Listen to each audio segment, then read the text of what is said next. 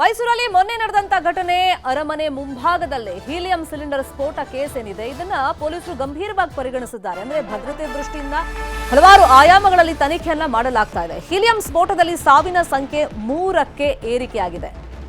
ಅವತ್ತು ಬಲೂನ್ ಮಾರಾಟ ಮಾಡ್ತಾ ಇದ್ದಂತ ಉತ್ತರ ಪ್ರದೇಶ ಮೂಲದ ಸಲೀಂ ಸ್ಥಳದಲ್ಲೇ ಮೃತಪಟ್ಟಿದ್ದ. ಗಾಯಾಳುಗಳನ್ನ ವಿವಿಧ ಆಸ್ಪತ್ರೆಗಳಲ್ಲಿ ದಾಖಲು ಮಾಡಿ ಚಿಕಿತ್ಸೆಯನ್ನ ನೀಡಲಾಗ್ತಾ ಇತ್ತು. ಆದ್ರೆ ಗಂಭೀರವಾಗಿ ಗಾಯಗೊಂಡವರು ಚಿಕಿತ್ಸೆ ಫಲಿಸದೆ ಸಾವನ್ನಪ್ಪಿದ್ದಾರೆ. ಸಾವಿನ ಸಂಖ್ಯೆ 3ಕ್ಕೆ ಏರಿಕೆಯಾಗಿದೆ. ಗಂಭೀರವಾಗಿ ಗಾಯಗೊಂಡಿದ್ದಂತ ಮಹಿಳೆ ಲಕ್ಷ್ಮಿ ಕೂಡ ಸಾವನ್ನಪ್ಪಿದ್ದಾರೆ. ಇನ್ನು ಹೀಲಿಯಂ ಸ್ಫೋಟದ ಸುತ್ತ ಅನುಮಾನದ ಹುತ್ತ ಬೆಳ್ಕೊಂಡಿದೆ. ನಾನಾ ಆಯಾಮಗಳಲ್ಲಿ ಪೊಲೀಸರು ತನಿಖೆಯನ್ನ ಮಾಡ್ತಾ ಇದ್ದಾರೆ. ಸ್ಫೋಟದ ಸ್ಥಳದಲ್ಲಿ ಸ್ಯಾಂಪಲ್ ಕಲೆಕ್ಟ್ ಅನ್ನ ಎಫ್ಎಸ್ಎಲ್ ಟೀಮ್ ಮಾಡಿದೆ. ಮೇಲ್ನೋಟಕ್ಕೆ ಇದು ಆಕಸ್ಮಿಕವಾಗಿ ನಡೆದಿರುವಂತ ಒಂದು ಸ್ಫೋಟ ಅನ್ನೋದು ಕನ್ಫರ್ಮ್ ಆಗಿದೆ. ಆದರೆ ಭದ್ರತೆ ದೃಷ್ಟಿಯಿಂದ ಎಲ್ಲ ಆಯಾಮಗಳಿಂದಲೂ ಕೂಡ ತನಿಖೆಯನ್ನ ಮಾಡಲಾಗ್ತಾ ಇದೆ. ತನಿಖೆಯ ವರದಿಯನ್ನ ಎನ್ಐಎಗೆ ಪೊಲೀಸರು ಕೊಡ್ತಾರೆ. ಹೀಲಿಯಂ ಜೊತೆಯಲ್ಲಿ ಬೇರೆ ಯಾವುದಾದ್ರೂ ಅನಿಲವನ್ನ ಮಿಕ್ಸ್ ಮಾಡಿರುವಂತ ಸಂಶಯಗಳು ವ್ಯಕ್ತವಾಗ್ತಾ ಇದೆ. ಎಫ್ಎಸ್ಎಲ್ ವರದಿ ಬಂದ ಮೇಲೆ ಸ್ಫೋಟದ ಸತ್ಯಾಸತ್ಯತೆ ಬಯಲಿಗೆ ಬರುತ್ತೆ.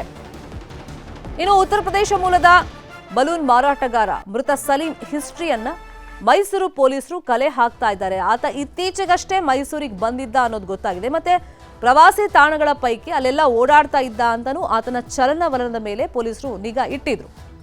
ಸೊ ಈಗ ಏಕಾಏಕಿ ಅದು ಬ್ಲಾಸ್ಟ್ ಆಗಕ್ಕೆ ಕಾರಣ ಏನು? ಭದ್ರತೆ ದೃಷ್ಟಿಯಿಂದಾನೂ ಕೂಡ ಈಗ ಪರಿಶೀಲನೆಯನ್ನ ಮಾಡಲಾಗ್ತಾ ಇದೆ. ಬಟ್ ಪ್ರಾಥಮಿಕವಾಗಿ ಸಿಕ್ಕಿರುವಂತ ಮಾಹಿತಿ ಇದು ಅಕಸ್ಮಾತ್ ಆಗಿ ಬ್ಲಾಸ್ಟ್ ಆಗಿದೆ ಅಂತ ಹೇಳಿದ್ರು ಕೂಡ ಭದ್ರತೆ ದೃಷ್ಟಿಯಿಂದ ಈಗ ಪೊಲೀಸರು ಅಲರ್ಟ್ ಆಗಿದ್ದಾರೆ. ಈ ಪ್ರಕರಣವನ್ನ ಬಹಳ ಗಂಭೀರವಾಗಿ ಪರಿಗಣಿಸಿದ್ದಾರೆ. ಇನ್ನೊಂದು ಕಡೆ ಸಾವಿನ ಸಂಖ್ಯೆ ಈ ಪ್ರಕರಣದಲ್ಲಿ 3ಕ್ಕೆ ಏರಿಕೆ ಆಗಿದೆ. ವಿಧಿವಿಜ್ಞಾನ ತಜ್ಞ ಡಾಕ್ಟರ್ ದಿನೇಶ್ ರಾವ್ ಹೀಲಿಯಂ ಅನಿಲ ಹಾಗೂ ಅದರಿಂದ ಹೇಗೆ ಸ್ಫೋಟ ಸಂಭವಿಸುತ್ತೆ ಅಂತ ಹೇಳಿ ಮಾಹಿತಿ ಕೊಟ್ಟಿದ್ದಾರೆ. ನೋಡೋಣ. ಒಂದು ಕಂಟೈನರ್ ನಲ್ಲಿ ಇಟ್ಟಿರ್ತಾರೆ. ಆ ಕಂಟೈನರ್ ನಲ್ಲಿ ಒಂದು ವ್ಯಾಲ್ವ್ ಮತ್ತೆ ರೆಗ್ಯುಲೇಟರ್ಸ್ ಇರ್ತದೆ. ಆ ವ್ಯಾಲ್ವ್ ಮತ್ತೆ ರೆಗ್ಯುಲೇಟರ್ಸ್ ನಲ್ಲಿ ಏನಾದ್ರೂ ತೊಂದರೆ ಆದಾಗ, ಡಿಫೆಕ್ಟ್ ಇದ್ದಾಗ, ಇಲ್ಲ ಒಡೆದೋದಾಗ, ಇಲ್ಲ ಮತ್ತೆ ಆ ಕಂಟೈನರ್ ಇಟ್ ಸೆಲ್ಫ್, ಆ ಕಂಟೈನರ್ ಜೋರಾಗಿ ಎತ್ತಿ ಬಿಸಾಕೋದು, ಅದರಲ್ಲಿ ಮೈನರ್ ಕ್ರ್ಯಾಕ್ಸ್ ಡೆವಲಪ್ ಆಗಿರುತ್ತೆ. ಆ ಕ್ರ್ಯಾಕ್ಸ್ ಏನಾದ್ರೂ ಡೆವಲಪ್ ಆಗಿದ್ದಾಗ, ಇಲ್ಲ ಆ ಕಂಟೈನರ್ಗೆ ಜಾಸ್ತಿ ಉಷ್ಣಾಂಶ ಅಂದ್ರೆ ಜಾಸ್ತಿ ಈಟ್ ಏನಾದ್ರೂ ತಗಲಿದಾಗ, ಸೊ ಅವಾಗ ಏನಾಗುತ್ತೆ, ಗ್ಯಾಸಸ್ ವಿಲ್ ಎಕ್ಸ್ಪ್ಯಾಂಡ್ ಅಂಡ್ ಅದರಿಂದ ಪಾಸಿಬಿಲಿಟಿ ದಟ್ ಕಂಟೈನರ್ ಎಕ್ಸ್ಪ್ಲೋಡ್ ಆಗುತ್ತೆ. ಇವೆಲ್ಲ ಕಾರಣಗಳಿಂದ ಮಾತ್ರ ಹೀಲಿಯಂ ಕಂಟೈನರ್ ಆಗ್ಲಿ ಹೀಲಿಯಂ ಗ್ಯಾಸಸ್ ಬ್ಲಾಸ್ಟ್ ಆಗೋ ಚಾನ್ಸಸ್ ಇದೆ. ಆ ಸ್ಫೋಟಗೊಳ್ಳಿಕ್ಕೆ ಕಾರಣ ಇಷ್ಟೇ. ಒಂದು, ಅದರಲ್ಲಿ ಆ ಕಂಟೈನರ್ ಅಂದ್ರೆ ಅದು ಏನು ಒಂದು ಸಿಲಿಂಡರ್ ತರ ಇರುತ್ತೆ, ಆ ಸಿಲಿಂಡರ್ ನಲ್ಲಿ ಏನಾದ್ರು ಕ್ರ್ಯಾಕ್ ಡೆವಲಪ್ ಆದಾಗ, ಇಲ್ಲ ಗ್ಯಾಸಿನ ಪ್ರಮಾಣ ಕೆಪಾಸಿಟಿಗಿಂತ ಜಾಸ್ತಿ ಏನಾದ್ರು ಅದರಲ್ಲಿ ಇಟ್ಟಾಗ, ಇಲ್ಲ ಅದರಲ್ಲಿ ವ್ಯಾಲ್ವ್ ಮತ್ತೆ ಇಲ್ಲ ರೆಗ್ಯುಲೇಟರ್ಸ್ ಇರುತ್ತೆ, ಅದ್ರಲ್ಲಿ ಏನಾದ್ರೂ ಡಿಫೆಕ್ಟ್ ಇದ್ದಾಗ ಅವಾಗ ಇದು ಎಕ್ಸ್ಪ್ಲೋಡ್ ಆಗುತ್ತೆ. This is all the common reasons. ಇದೇ ವಿಚಾರವಾಗಿ ಇನ್ನಷ್ಟು ಡೀಟೇಲ್ ಆಗಿ ಇನ್ಫಾರ್ಮೇಶನ್ ಕೊಡ್ತಾ ಹೋಗೋದಕ್ಕೆ ನೇರ ಸಂಪರ್ಕದಲ್ಲಿ ಕನೆಕ್ಟ್ ಆಗಿದ್ದಾರೆ ನಮ್ಮ ರಿಪೋರ್ಟರ್ ಆನಂದ್. ಯಾವ್ಯಾವ ಆಯಾಮಗಳಲ್ಲಿ ಈ ಸ್ಫೋಟ ಪ್ರಕರಣಕ್ಕೆ ಸಂಬಂಧಪಟ್ಟಂತೆ ತನಿಖೆ ಆಗ್ತಾ ಇದೆ? ಮತ್ತೆ ವೀಕೆಂಡ್ ಹೊಸ ವರ್ಷಾಚರಣೆ ಸಂಭ್ರಮದಲ್ಲಿ ಸಾಕಷ್ಟು ಜನ ಮೈಸೂರಿಗೆ ವಿಸಿಟ್ ಮಾಡೋದ್ರಿಂದ ಈಗ ಬಲೂನ್ ಮಾರಾಟಕ್ಕೆ ಇನ್ನೂ ಅವಕಾಶ ಇದೆಯಾ ಅಲ್ಲಿ ಪ್ರವಾಸಿ ತಾಣಗಳ ಮುಂದೆ?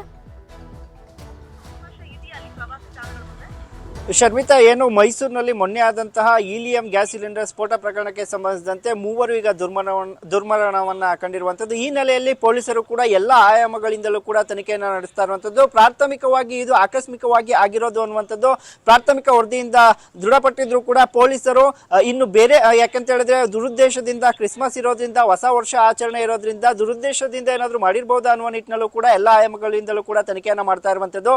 ಯಾಕಂತ ಹೇಳಿದ್ರೆ ಮೂಲ ಸಲೀಂ ಈತ ಕಳೆದ 15 ದಿನಗಳ ಹಿಂದಷ್ಟೇ ಮೈಸೂರಿಗೆ ಬಂದಿದ್ದಂಥದ್ದು. ಇವರ ಜೊತೆ ನಾಪತ್ತೆಯಾಗಿರೋದು ಪೊಲೀಸರಿಗೆ ಎಲ್ಲೋ ಒಂದು ಕಡೆ ಸಂಶಯವನ್ನು ಸಹ ಮೂಡಿಸಿತ್ತು. ಆದ್ರೆ ಅವರು ಕೂಡ ಭಯದಿಂದ ಹೋಗಿದ್ದಾರೆ ಎನ್ನುವ ಮಾಹಿತಿ ಪೊಲೀಸರಿಗೆ ಲಭ್ಯ ಆಗಿರುವ ಹಿನ್ನೆಲೆಯಲ್ಲಿ ಸದ್ಯ ಎಲ್ಲಾ ದಿಕ್ಕಿನಿಂದಲೂ ಕೂಡ ಪೂರ್ವಾಪರ ಅವರ ಹಿನ್ನೆಲೆ, ಅವರು ಉತ್ತರ ಪ್ರದೇಶದಲ್ಲಿ ಯಾವ ಕೆಲಸ ಮಾಡ್ತಾ ಇದ್ರು, ಕೇವಲ ಮೈಸೂರಿನಲ್ಲಿ ಅಷ್ಟೇ ಬಲೂನ್ ಮಾರಾಟ ಮಾಡ್ತಿದ್ರು, ಎಲ್ಲ ಅಂದ್ರೆ ಮಾಹಿತಿಯನ್ನು ಕೂಡ ಕಲೆ ಹಾಕ್ತಿರುವಂತದ್ದು. ಇದನ್ನು ಹೊರತುಪಡಿಸಿಯೂ ಕೂಡ ಮೈಸೂರಿನಲ್ಲಿ ಹೀಲಿಯಂ ಅಂದ್ರೆ ಈಗಾಗಲೇ ಭಾರತದಲ್ಲಿ ಹೀಲಿಯಂ ಅನ್ನ ಬ್ಯಾನ್ ಮಾಡಲಾಗಿದೆ ಅನ್ನುವ ಮಾಹಿತಿಯೂ ಸಹ ಇರುವಂತದ್ದು. ಆದ್ರೂ ಕೂಡ ಕದ್ದು ಮುಚ್ಚಿ ಹೀಲಿಯಂನ ಎಲ್ಲಿ ತುಂಬಿಸ್ಕೊಳ್ತಾ ಇದ್ದಾರೆ ಅನ್ನೋ ನಿಟ್ಟಿನಲ್ಲೂ ಕೂಡ ಮೈಸೂರಿನಲ್ಲಿ ತನಿಖೆ ಆರಂಭ ಆಗಿರುವಂತದ್ದು. ಅಲ್ಲದೆ ಹೊಸ ವರ್ಷ ಹಿನ್ನೆಲೆ ನಗರದ ಸುತ್ತಲೂ ಕೂಡ ಕಟ್ಟೆಚ್ಚರನ ವಹಿಸಲಾಗಿದೆ. ಜೊತೆಗೆ ಅರಮನೆಯ ಸುತ್ತಲೂ ಕೂಡ ಬಲೂನ್ ಮಾರಾಟಗಾರರಿಗೆ ಒಂದು ಸಂದೇಶವನ್ನು ಕೂಡ ಕೊಟ್ಟಿರುವಂತದ್ದು. ಹೀಲಿಯಂ ಬಲೂನ್ ಮಾರಾಟಕ್ಕೆ ಮೈಸೂರಿನಲ್ಲಿ ನಿಷೇಧಾಜ್ಞೆ ಏರುವ ಸಾಧ್ಯತೆಯೂ ಸಹ ಇರುವಂತದ್ದು. ಈ ಬಗ್ಗೆ ಗೃಹ ಸಚಿವರಿಗೆ ಮಾಹಿತಿಯನ್ನು ಸಹ ಕೊಟ್ಟಿರುವಂತದ್ದು. ಇನ್ನು ರಾಜ್ಯ ಸರ್ಕಾರಕ್ಕೆ ವರದಿಯನ್ನು ಸಲ್ಲಿಸಿದ ಬಳಿಕ ಅರಮನೆ ಸುತ್ತಲೂ ಇರಬಹುದು ಹೀಲಿಯಂ ಗ್ಯಾಸ್ ಬಲೂನ್ ನ ಮಾರಾಟ ಮಾಡೋಕೆ ನಿಷೇಧ ಇರುವ ಸಾಧ್ಯತೆ ಕೂಡ ಹೆಚ್ಚಾಗಿರುವಂತದ್ದು. ಶರ್ಮಿತಾ, ಇದರ ಜೊತೆಗೇನೆ ಏನು ನಿನ್ನೆ ರಾತ್ರಿ ಬೆಂಗಳೂರು ಮೂಲದ ಲಕ್ಷ್ಮೀ ಸಹ ಚಿಕಿತ್ಸೆ ಫಲಕಾರಿಯಾಗದೆ ಸಾವನ್ನಪ್ಪಿರುವಂತದ್ದು. ಈ ಹಿನ್ನೆಲೆಯಲ್ಲಿ ಇಬ್ರು ಸಹ ಚಿಕಿತ್ಸೆಯನ್ನ ಪಡಿತಾ ಇದ್ದಾರೆ, ಅವರು ಗುಣಮುಖರಾಗ್ತಾ ಇದ್ದಾರೆ. ಎಲ್ಲಾ ಆಯಾಮಗಳಿಂದಲೂ ಕೂಡ ತನಿಖೆ ಆಗ್ತಾ ಇರುವ ಹಿನ್ನೆಲೆಯಲ್ಲಿ ಎನ್ಐ ಸಹ ವರದಿಯನ್ನ ಕೇಳಿದೆ. ಎನ್ಐ ಇಂದು ಅಥವಾ ನಾಳೆಗೆ ಮೈಸೂರಿಗೆ ಭೇಟಿ ನೀಡುವ ಎಲ್ಲಾ ಸಾಧ್ಯತೆಗಳು ಇದೆ ಶರ್ಮಿತಾ. FSL ರಿಪೋರ್ಟ್ ಯಾವಾಗ ಬರುತ್ತೆ? ಹೀಲಿಯಂ ಜೊತೆಗೆ ಬೇರೆ ಗ್ಯಾಸು ಮಿಕ್ಸ್ ಆಗಿತ್ತು ಅನ್ನೋ ಸಂಶಯ ಇರೋದ್ರಿಂದ. ಮತ್ತೊಂದ್ ಕಡೆ ಈಗ ಚಿಕಿತ್ಸೆ ಪಡೆದುಕೊಳ್ತಿರುವಂತ ಗಾಯಾಳು ಪರಿಸ್ಥಿತಿ ಹೆಂಗಿದೆ ಆನಂದ್? ಶರ್ಮಿತಾ, ಈಗ ಇಬ್ಬರು ಅಷ್ಟೇ ಚಿಕಿತ್ಸೆಯನ್ನ ಪಡ್ಕೊಳ್ತಾ ಇರುವಂತದ್ದು. ಒಂದು ಕೋಲ್ಕತ್ತಾದ ಶಹನಾಜ್ ಹಾಗೂ ಇನ್ನೊಂದು ದಾವಣಗೆರೆಯ ಕೋಟ್ರೇಶ್. ಇಬ್ಬರಿಗೂ ಸಹ ಮೈನರ್ ಇಂಜುರಿಗಳಾಗಿರುವಂತದ್ದು, ಅಂದ್ರೆ ಕಾಲ್ ಫ್ರಾಕ್ಚರ್ ಹಾಗೂ ಮೊಣಕೈಗೆ ಫ್ರಾಕ್ಚರ್ ಆಗಿರುವಂತದ್ದು. ಅವರಿಬ್ರು ಕೂಡ ಚೇತರಿಸಿಕೊಂಡಿದ್ದಾರೆ. ಅಲ್ಲದೆ ನಾಳೆ ಅವ್ರನ್ನ ಡಿಸ್ಚಾರ್ಜ್ ಮಾಡುವ ಸಾಧ್ಯತೆಯೂ ಕೂಡ ಇರುವಂತದ್ದು. ಈಗಾಗಲೇ ರಾಜ್ಯ ಸರ್ಕಾರವು ಕೂಡ ಘೋಷಣೆ ಮಾಡಿದೆ, ಅವರ ಚಿಕಿತ್ಸಾ ವೆಚ್ಚವನ್ನ ನಾವೇ ಭರಿಸ್ತೇವೆ ಅಂತೇಳಿ. ಅಲ್ಲದೆ ಅವ್ರಿಗೆ ಪರಿಹಾರ ಏನಾದ್ರು ಕೊಡ್ಬೇಕು, ಏನಾದ್ರು ವೈದ್ಯರು ಸಲಹೆಯನ್ನ ನೀಡಿದೆ, ಅದನ್ನು ಸಹ ಕೊಡ್ತೇವೆ ಅಂತ ಹೇಳಿರುವುದು ಒಂದು ಕಡೆ ಇದೆ. ಮತ್ತೊಂದು ಕಡೆಯಾಗಿ ಈಗ ಏನು FSL ವರದಿಯನ್ನು ಈಗಾಗಲೇ ಬೆಂಗಳೂರು ಹಾಗೂ ಹೈದರಾಬಾದ್ಗೆ ಕಳಿಸಲಾಗಿರುವಂತದ್ದು. ಹೀಲಿಯಂ ಜೊತೆ ಯಾವ ಗ್ಯಾಸ್ ಮಿಕ್ಸ್ ಆಗಿದೆ ಅನ್ನೋದ್ರ ಕುರಿತು ಪೊಲೀಸರು ತನಿಖೆಯನ್ನ ಕೈಗೊಂಡಿದ್ದಾರೆ. ಯಾಕಂತ ಹೇಳಿದ್ರೆ ಸಹಜವಾಗಿ ಪ್ಯೂರ್ ಹೀಲಿಯಂ ಬ್ಲಾಸ್ಟ್ ಆಗೋದಿಲ್ಲ ಅಂತ ತಜ್ಞರು ಹೇಳಿರುವಂತದ್ದು.